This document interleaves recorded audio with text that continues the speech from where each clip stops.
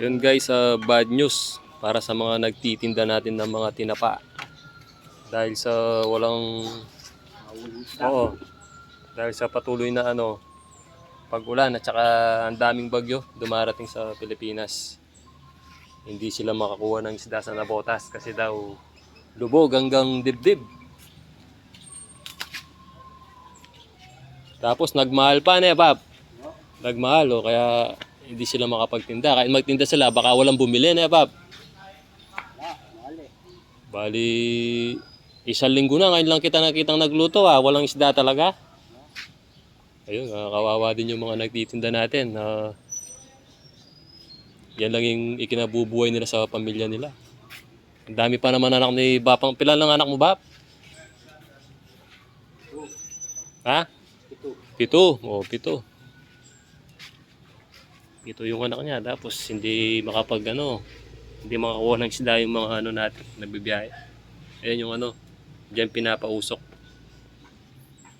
Wala luto, wala kain ako. Oo.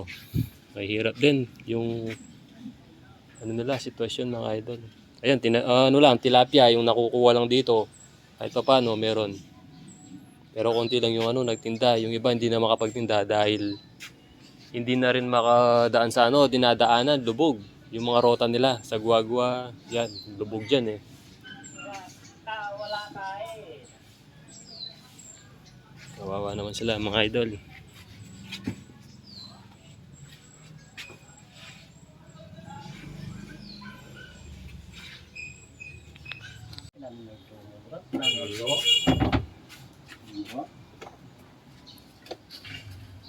Maganda yung kulay niya. Kabasi. Kumain ko mga kulay. Kulay. Ganun para yun, hindi masyadong kulay gold pagka nababasa yung kusot. Pero wisyo talaga yung bagyo, no, Pap? Bagsak yung negosyo ni Bapang Ronald. Isang linggo na, ngayon lang siya nagawa ng tinapa. Wala rin malamon. Oo, kawawa naman yung puro utang na lang yung nagtitinda ng tinapa mga idol. Hindi makapagtinda dahil lubog din. Lubog yung mga dinadaan na rota nila. Kaya alis yung bagyo na yun. Ayan, may paparating na naman ang lakas ng hangin. Dumilim na naman yung kalangitan, alas 12 ng tanghalian.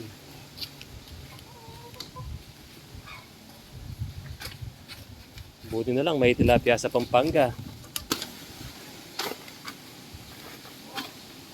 Lumakas na naman yung hangin, yan na naman yung bagyo. Paano ka magtitinda niyan?